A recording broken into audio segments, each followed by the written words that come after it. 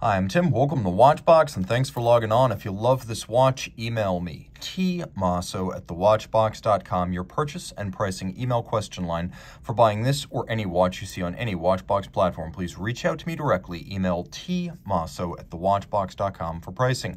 Today, we are discussing the Omega Speedmaster Date, 40 millimeters in diameter in stainless steel. The watch is 15.3 millimeters thick from lug tip to lug tip, 45.4 millimeters, and it has a 19 millimeter spacing between the lugs. On my wrist, which is 16 centimeters in circumference, you can see it's short across the wrist. That's a function of the 45.4 millimeter lug-to-lug dimension. It's not thin by any means, but it's not offensively thick either. There's a little bit of a cantilever to the profile of the bezel that'll cause a tight cuff to get caught up, but it'll fit just fine underneath a jacket sleeve. I could recommend it for a wrist as small as 14 centimeters circumference on this strap, maybe even a little bit smaller on a more flexible strap. So what do I mean by that? Well, you can see that this is a strap that's designed to conform to the case. There's no gap between strap and case. As a result, it wants to flare and fight a little bit, so the wear is a bit larger than if the watch, say, had a pivoted strap like this that you can pull straight down out of the lugs. So the timepiece does have a substantial strap. Your money's worth. You get it. Combination of textile and, on the bottom, rubber makes for a very durable strap, all black, top and bottom, with a monotone stitch and a full deployant clasp. You can see it's all of high polish. Twin triggers release the clasp, and then underneath, there's a little mechanism through which you feed the strap, clamp it down, and secure it in place. So once you've sized this, there's no need for minder loops, and all the excess strap length is tucked underneath the strap and the clasp, so it's a very clean look. The case features the so-called lyre-style lugs. We've known them since the early 60s on Speedmasters and Seamasters. You can see that they bevel inward, but then they also bevel outward. The outward bevel is polished and it runs the length of the case. The mid-case is satinated. This watch is based on a Valjoux 7753 movement, which is the 7750, but rotated. You can see what a standard 7750 looks like. Now you can see the layout of a 7753.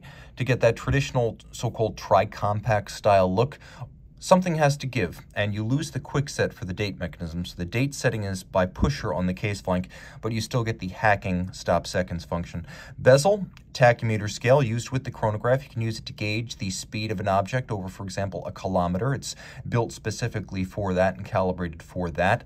The watch has a anodized aluminum bezel insert, a domed sapphire crystal, a white lacquer dial, panda style, black on white. We have applique indices, as well as Omega logo, and then we have hands, which have a lovely darkened quality to them to stand out better against the dial base. We'll do a loom shot real quickly.